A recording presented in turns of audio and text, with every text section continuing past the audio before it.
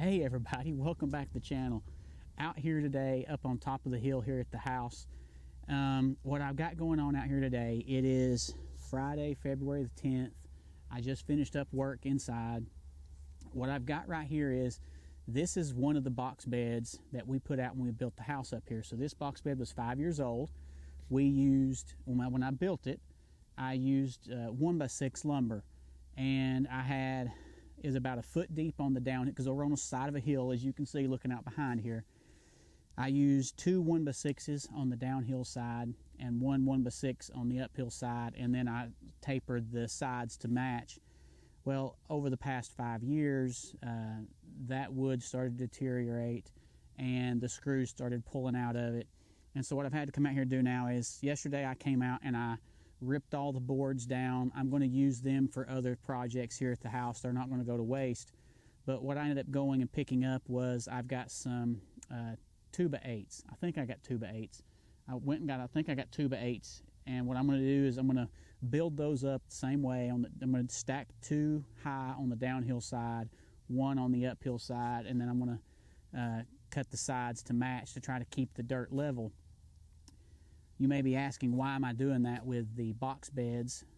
When we have, if you've seen any of our videos in the past, you see that we have a lot of in-ground gardens here. Well, I use the box beds for these early spring gardens. You can see back here behind me, the lower bed down there, I've got the PEX pipe bent over the top. I had row covering on that.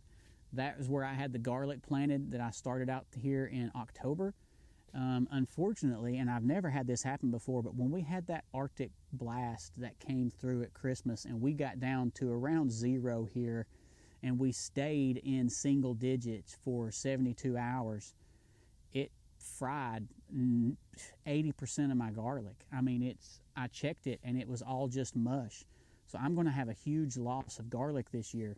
But what I tend to do is, in these early spring gardens, especially with our onions, because if you've seen past videos, we put out usually between 200 and 250 onion sets to try to grow large storage onions.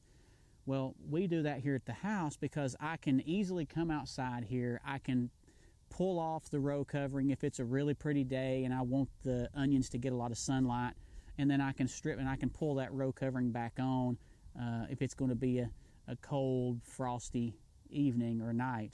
So we have the 3 box beds. Actually, there's more than that. There's a little bitty box bed over here, a 4x4 box bed over here that we only grow cilantro in because we love cilantro. But I've got 2 10-foot by 4-foot box beds here and here, and then the one on the bottom down there is an 8-foot by 4-foot.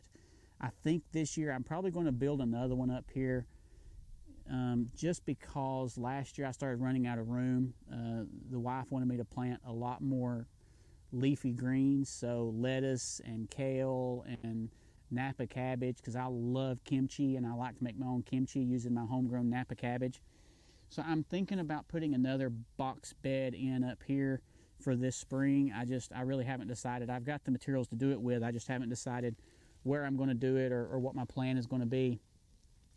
Anyway, I'm going to start working on putting this bed back together, putting the frame back around it, and then once I get the frame assembled, I'm going to come through here with a shovel and I'm just going to chop all this dirt up, this soil up, because we haven't really used it since in the summer when I pulled the onions. We had a few tomatoes that we put up here just to have convenience from the house.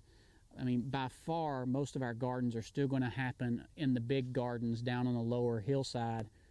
And then I'm thinking about working up the spot that I had my garden up here 2 years ago. It did fantastic. This is very rich soil, and I only worked it up with a disc. So I only chopped up about the top 4 to 6 inches of soil. The biggest problem is when I do a garden up here, because we don't have gardens up here very often, is deer. And well, deer, rabbits, turkeys. So when I put one up here, I have to put an electric fence around it just to keep the wildlife out of it. But we'll see. I don't know how this is all going to work out, but we'll catch up with you a little bit later.